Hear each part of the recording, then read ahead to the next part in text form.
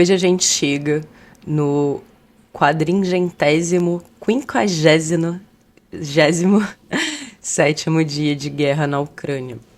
E eu tenho feito, alguns vídeos a respeito da situação, por exemplo, em Bakhmut, que a gente não estava tendo uma contraofensiva ucraniana. Você pode conferir no card aqui em algum lugar. Eu falei sobre uma nuvem radioativa, fazendo referências a algumas situações que têm ocorrido na guerra da Ucrânia, utilizando alguns tipos de armamento. Você também pode conferir em card aqui em algum lugar. E, enfim, eu tenho feito uma cobertura a respeito de fatores que têm tido certa relevância na guerra, né? Mas, como eu estava falando, hoje a gente teve novos desdobramentos nessa guerra.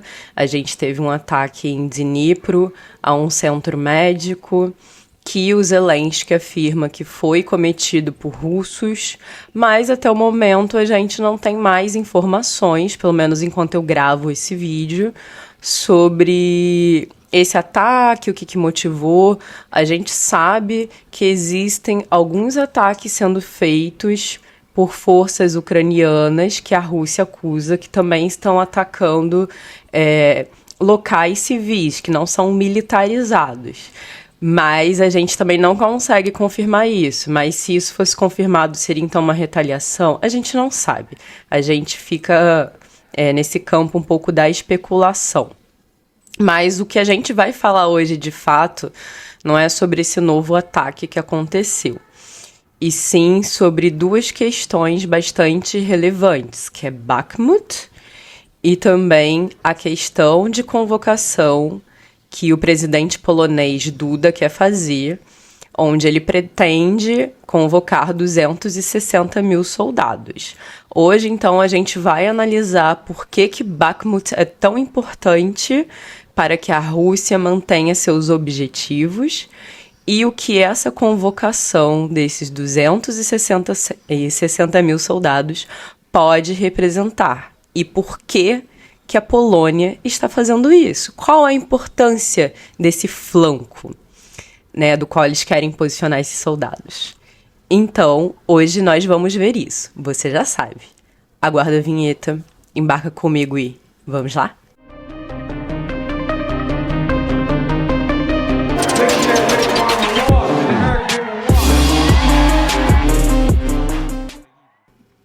Olá, eu sou Bárbara Martinelli. Seja muito bem-vindo ao canal Voz Armada, seu canal que descomplica o hospício que é o mundo da geopolítica e, claro, do militarismo.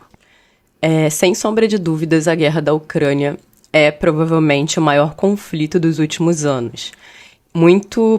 E que chama muito atenção, Muito provavelmente pela sua proximidade com a Europa. E hoje ela passa a ser um foco de atenção muito grande em todas as mídias e em todos os noticiários. Como ela está próxima da Europa, a Europa é um importante centro cultural, econômico, ela acaba ganhando essa importância. Mas a gente não está aqui para falar sobre a importância da localização da Europa ou sua influência no mundo. A gente está hoje aqui para falar sobre recentes acontecimentos no campo de batalha da Ucrânia. Então, hoje a gente vai falar da questão de Bakhmut e essa questão dos soldados no flanco. Hoje a gente acordou com um anúncio do Volodymyr Zelensky, que é o presidente ucraniano, afirmando que ocorreu um ataque russo a um centro médico em Dnipro. Apesar desse fato ser uma tragédia, e caso esse centro médico não tenha sido militarizado, ou seja, ele era para civis, isso pode ser considerado um crime de guerra.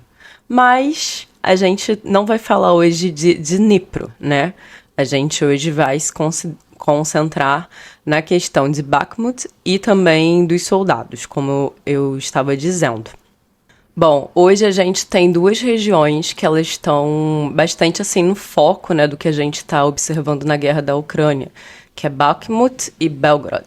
Bakhmut por ser palco, de uma disputa muito sangrenta e do qual agora os russos parecem estar obtendo uma vitória, mesmo enfrentando muitos problemas. E Belgorod por questões um pouco complexas, como o fato de existirem acusações dos grupos estarem utilizando armamento fornecido pela OTAN, por exemplo, desses grupos estarem ligados diretamente à inteligência ucraniana.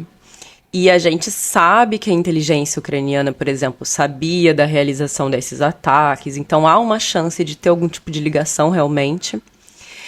E pode nos levar a especular também se a inteligência ajudou esses grupos a conduzir os ataques, o que seria grave, por exemplo, por duas frentes. Uma das condições da OTAN, que ela tinha condicionado que o fornecimento de armamento não poderia ser usado contra solo russo, e também da Rússia alegar que está sendo atacada, o que motivaria uma escalada na guerra.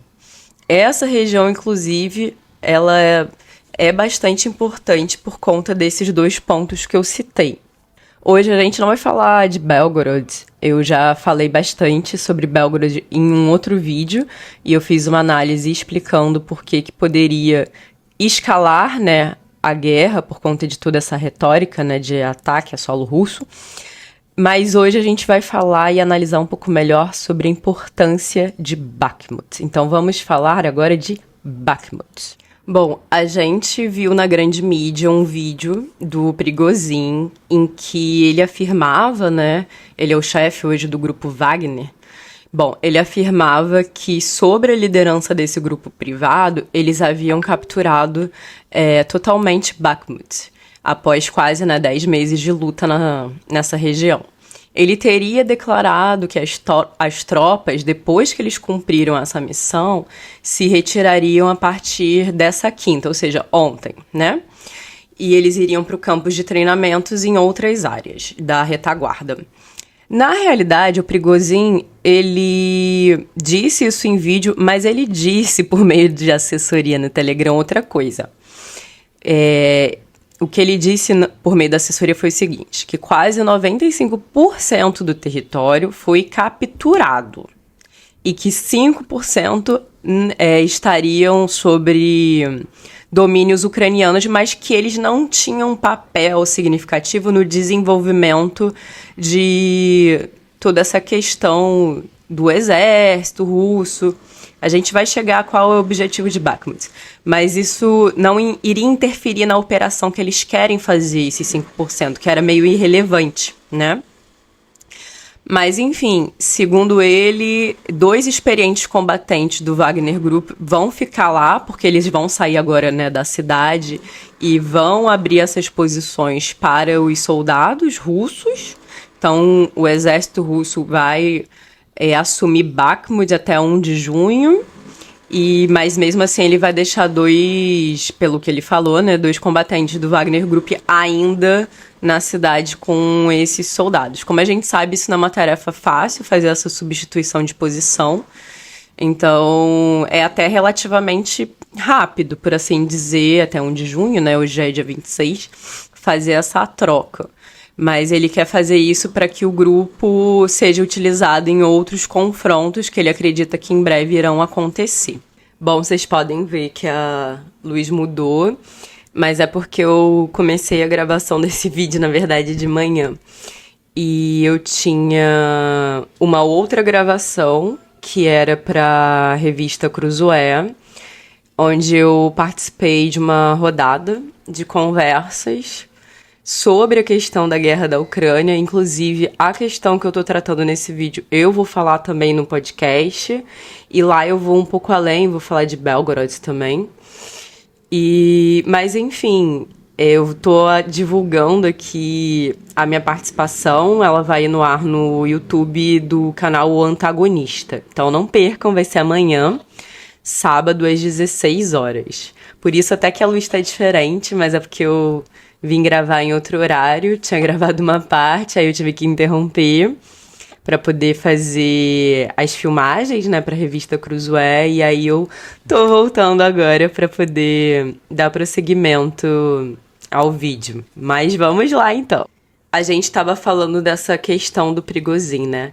A gente também pode lembrar a respeito disso que o Prigozhin, ele fez alguns apelos para que a Rússia enviasse munição.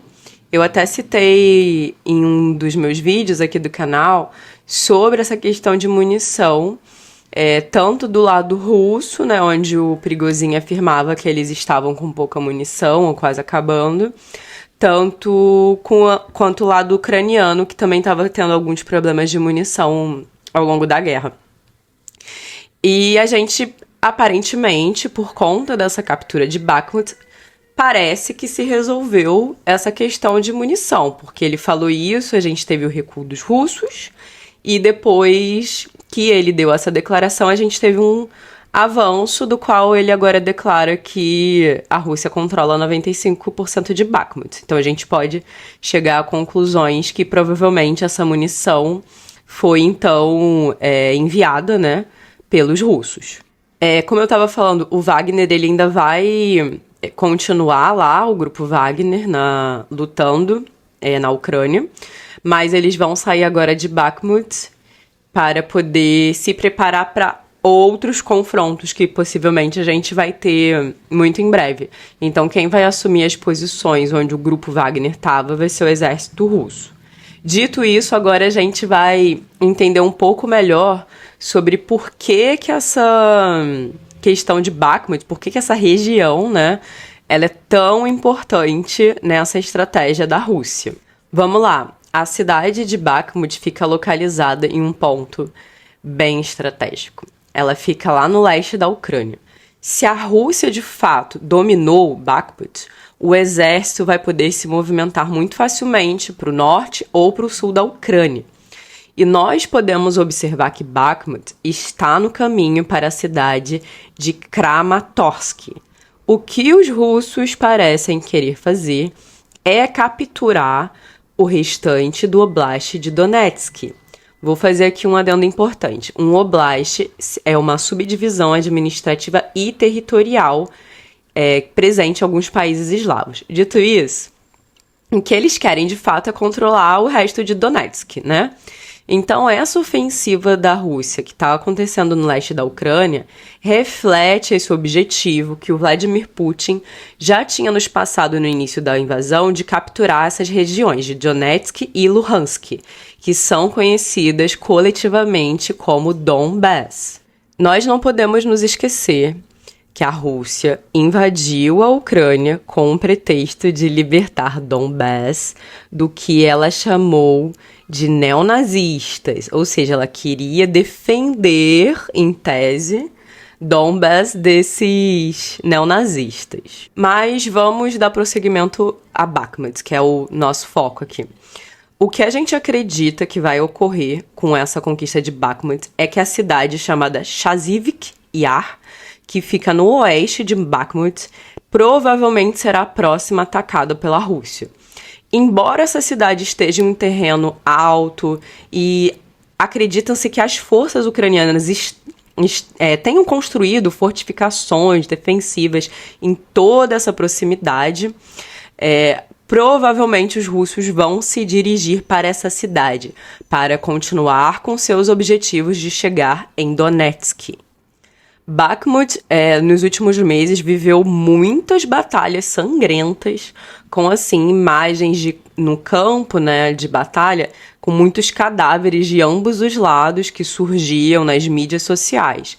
O próprio Prigozhin, que é o fundador, né, do Wagner Group, que a gente já falou um pouco antes no vídeo, ele realizou uma grande luta com os seus mercenários e ele publicou foto dos seus próprios combatentes mortos. Os números hoje de baixa são classificados, tá, dessas batalhas. As autoridades americanas acreditam assim, que milhares de soldados russos, e sobretudo do grupo Wagner, foram mortos. Uma autoridade instalada pela Rússia disse que Moscou teria matado mais ou menos 20 mil soldados ucranianos. É um número curioso, porque o Prigozhin afirmou que ele perdeu 20 mil soldados também. Então seriam números de perda praticamente iguais para ambos os lados. Então a gente sabe que tem alguma coisa errada nesses números. Muito provavelmente eles são muito maiores do que isso. Só que para a gente saber isso de fato, a gente teria que ter acesso a relatórios militares e eu creio que isso seja praticamente impossível, já que a gente está no meio da guerra. A gente talvez saiba um pouco mais para frente, provavelmente quando a guerra de fato terminar, esses números reais, que devem ser muito, muito maiores. Bom, o Zelensky ele havia fornecido uma entrevista à Associated Press no mês passado, falando que ele temia muito uma vitória da Rússia em Bakhmut, porque isso poderia provocar apelos dentro da comunidade internacional e dentro da própria Ucrânia, né, para pedir mais, assim, fortemente pela paz, algo que ele falou que não está disposto a fazer. Manter a cidade ajuda a sustentar o apoio dos países ocidentais, provando que toda ajuda está fazendo diferença na batalha. Se Bakhmut cai, ou ela caiu de fato, no entanto, a Ucrânia vai ter essa questão de ter que reafirmar que o armamento de alguma forma está sendo utilizado para algum tipo de finalidade, mesmo que eles tenham perdido Bakhmut, né? Além disso, a Ucrânia ela demonstra que as forças russas vão ter muita dificuldade se eles quiserem continuar capturando terrenos ucranianos e que vai ser um preço tão alto quanto foi por Bakhmut, sugerindo, assim, qualquer tipo de tentativa russa de tomar mais território vai ser muito cara para a Rússia, o que vai ajudar a prolongar ainda mais a guerra. O comandante das forças terrestres da Ucrânia, que eu vou deixar o nome passando aqui, o general, ele admitiu no fim de semana passado, né, que apenas um pequeno contingente de soldados ucranianos estaria agora dentro de Bakhmut. Um reconhecimento de que a Rússia acabou por prevalecer em sua campanha de quase um ano para tomar a cidade.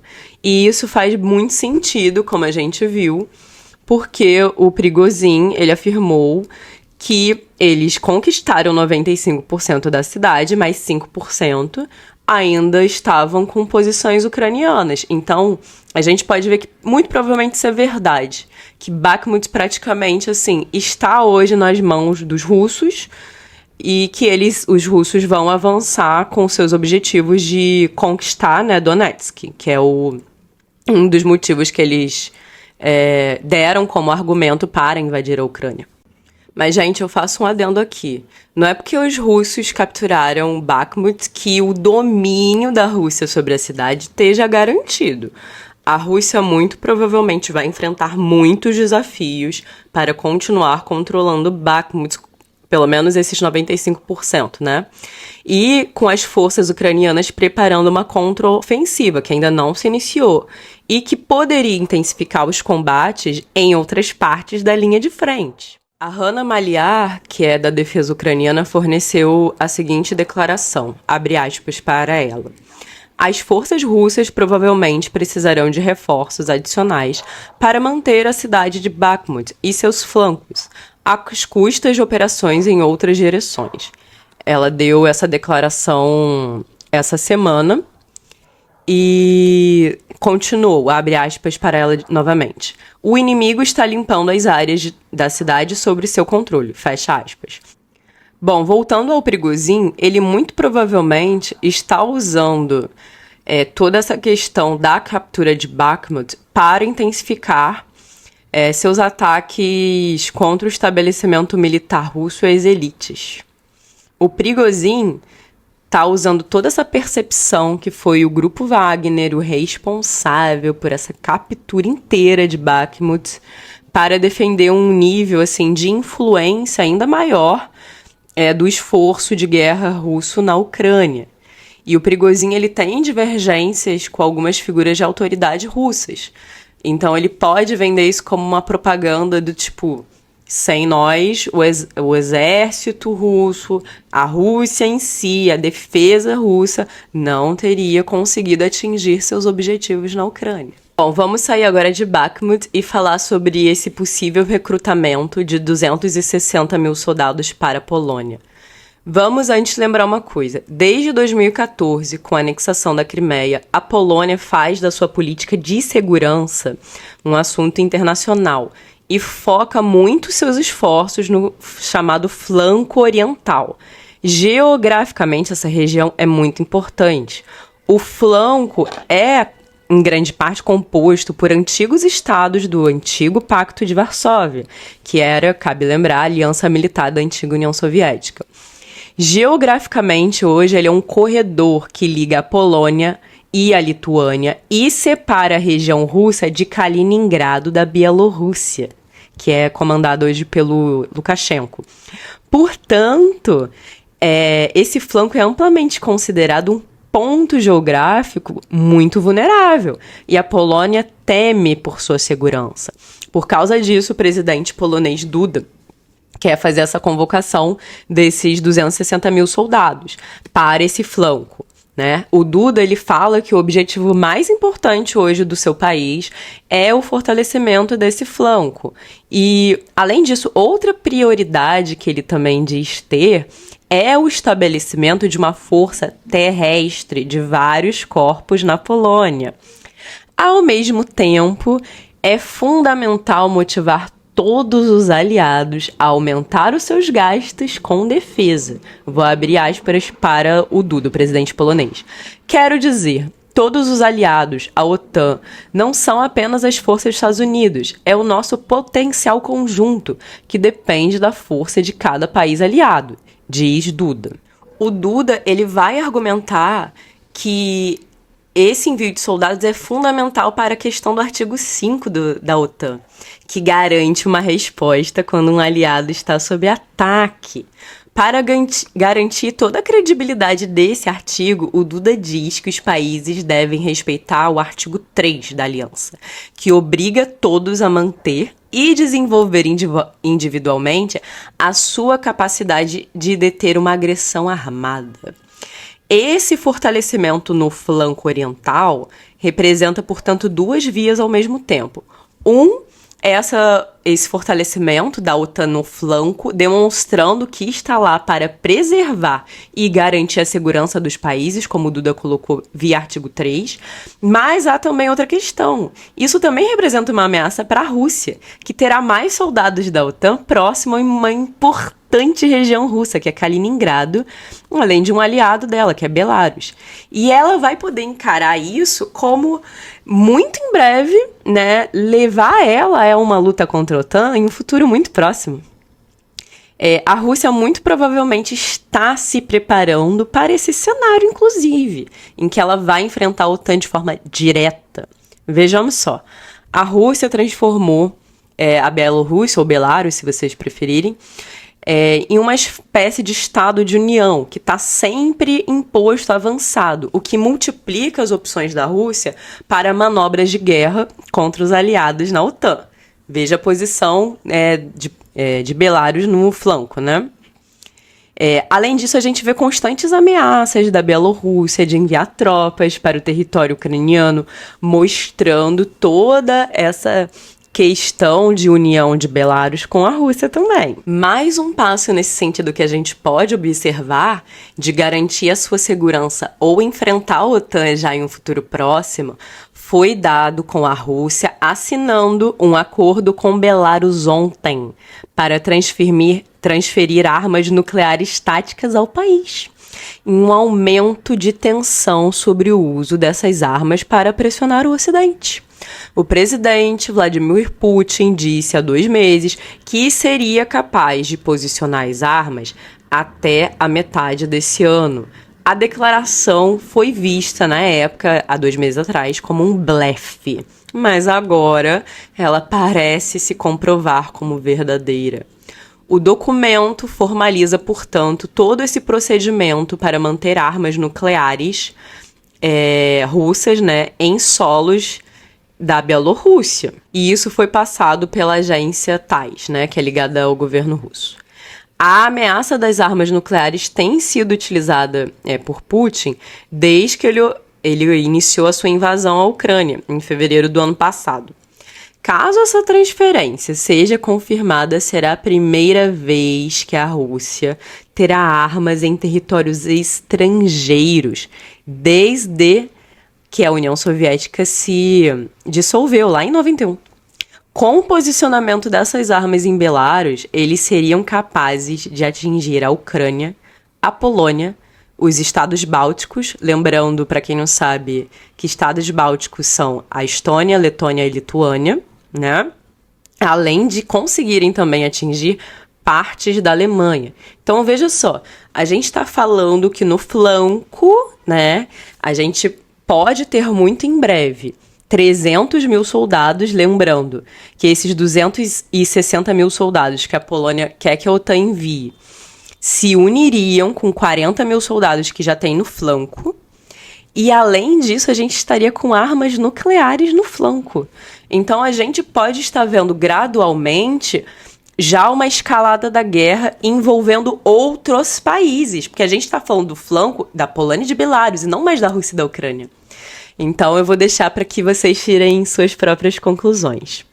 Bom, hoje a gente falou aqui no Voz Armada sobre por que Bakhmut é tão importante, sobre essa possível convocação de soldados, né, que a Polônia pediu para a OTAN, e a gente analisou tudo isso e como esses podem ser próximos passos em Bakhmut para prolongar a guerra, por exemplo, e essa questão do flanco gerando uma crise envolvendo agora outros países. Eu sou Bárbara Martinelli e esse é o Voz Armada. Se você gostou desse conteúdo, você já sabe. Curte, compartilha e se inscreve no meu canal. Com 1.000 inscritos, eu vou fornecer de forma totalmente gratuita uma aula sobre propaganda de guerra. Eu já cheguei em 1.000 inscritos, mas vamos ver se eles permanecem e aí eu vou com certeza colocar no ar a aula. Mas é isso, gente. Muito obrigada por assistir. E vocês já sabem. Tchau!